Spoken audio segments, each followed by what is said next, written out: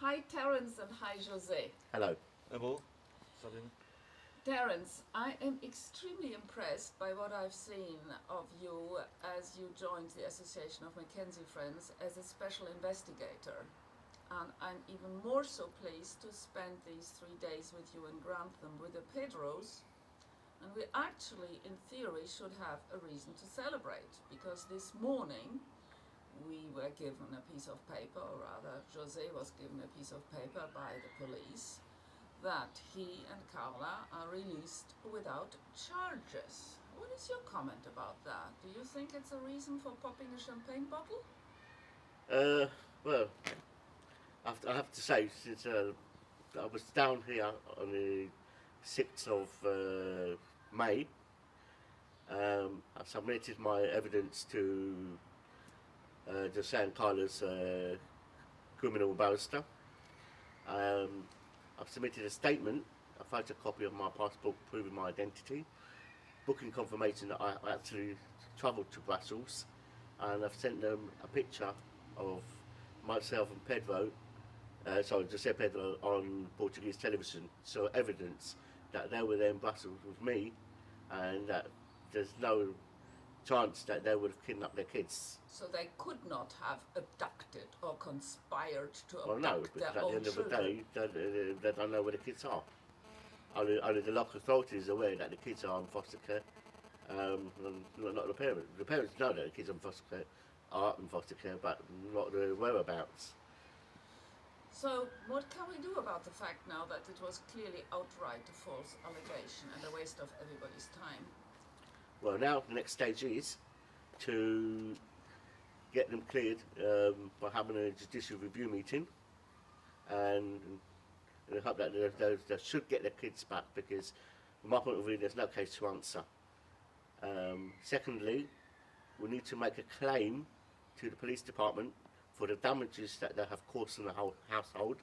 The kitchen, the bathroom, the toilet, telephone, everything was damaged. They need to get their property back as soon as possible. I believe that should happen in the next few days.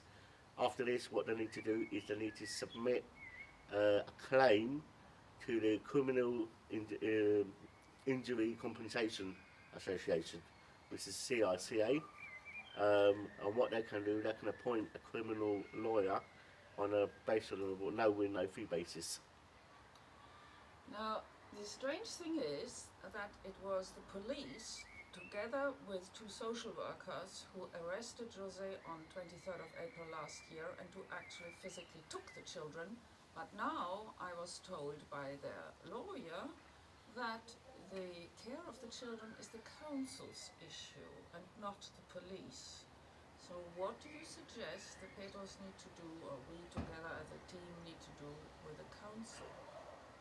Well, Pedro should raise the issue with the council that there was no child protection emergency order in place.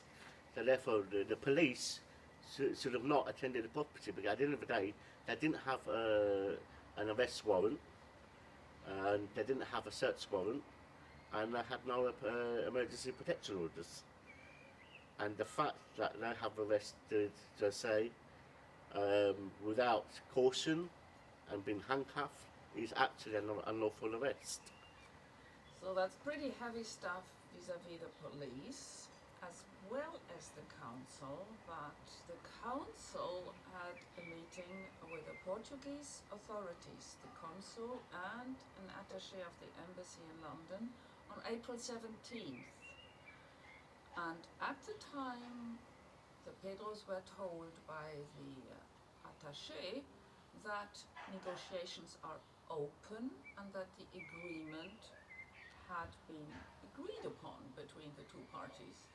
Why do you think nothing has happened since? To the contrary, the two youngest boys have supposedly been moved and nobody knows where to.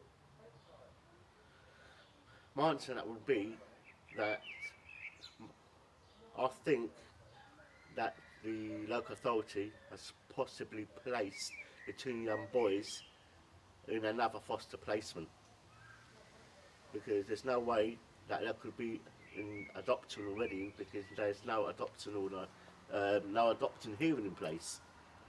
the courts have to grant an adoption hearing, okay, where the adopters make the application beforehand. The adopters have to make an application to the court that they wish to apply for adoption of the children. The court will then issue an adoption hearing and then grant the order that the children will be moved to a new adoptive placement. Seems that hasn't been done. José, you were told by the ambassador's attaché that the adoption was suspended before the meeting of April 17th, and since then, wasn't it not supposed to have been stopped? I think for what is for stop. For one way is for stop because embassy tell him the authorities will open the doors for negotiation. And the negotiation is about the return of the children. Yeah, for return the children for the power the authorities Portuguese. Now that situation. was on April 17th. We are now a month later into May, and on May 13th we got an answer from the council that say that further work and discussions need to be carried out. How can we kind of speed up the process? How can we make sure that it happens, and when and how soon? What do you think, Terence? What is the best way forward?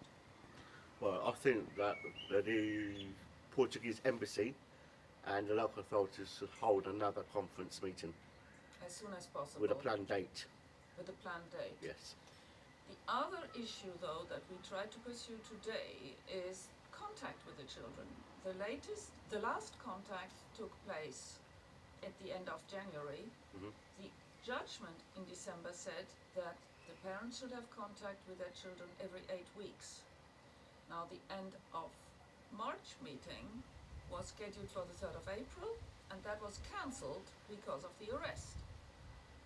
Do you want to comment on our experience today when we try to organize the next contact? Yeah, what I have done is I have sent an email to the allocated social worker to make him aware that now the charges against the Pedros have no evidence and there's no further action, and that the contact order should take place as soon as possible. Also, I have sent an email to the Portuguese embassy, the local authority, other members of Mackenzie Friends, and the Pedros himself, copied them in that contact needs to be taken as soon as possible. Because today we were all rather disappointed when there was nobody to talk to arrange for contact. All that we got was a meeting with a social worker next Tuesday, and that's not good enough, is it? No, Because it's just been far too long since the end of January. it is. So, this video goes up on the blog, and we hope that as many people as possible can see it. Do you want to add anything, José? So I should have thought.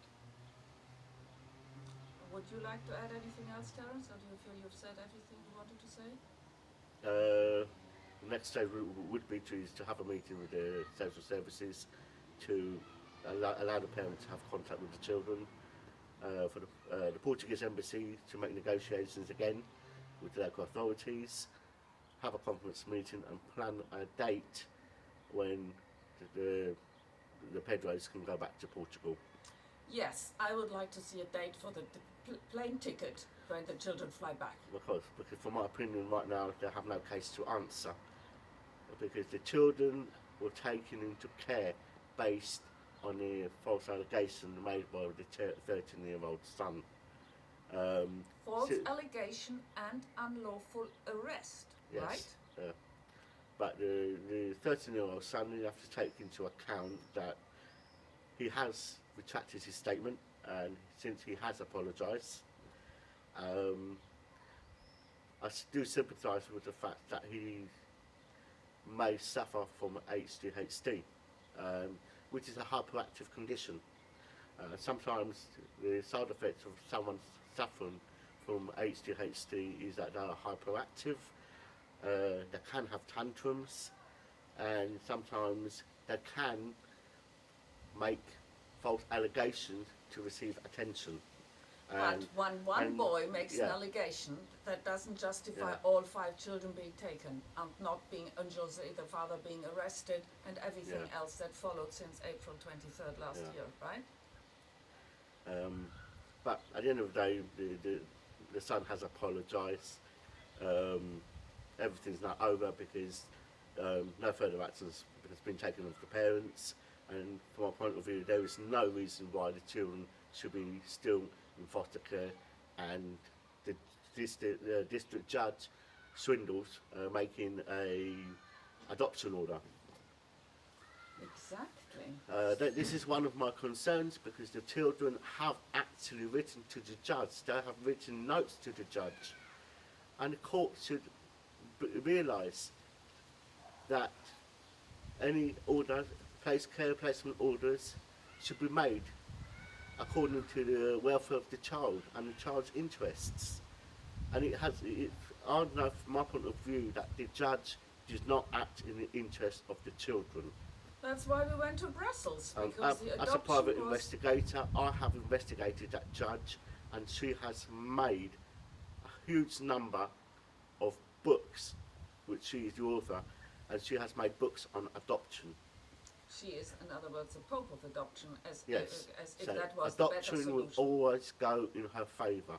Yes, yes, yes. I just can't describe what her reason is behind this.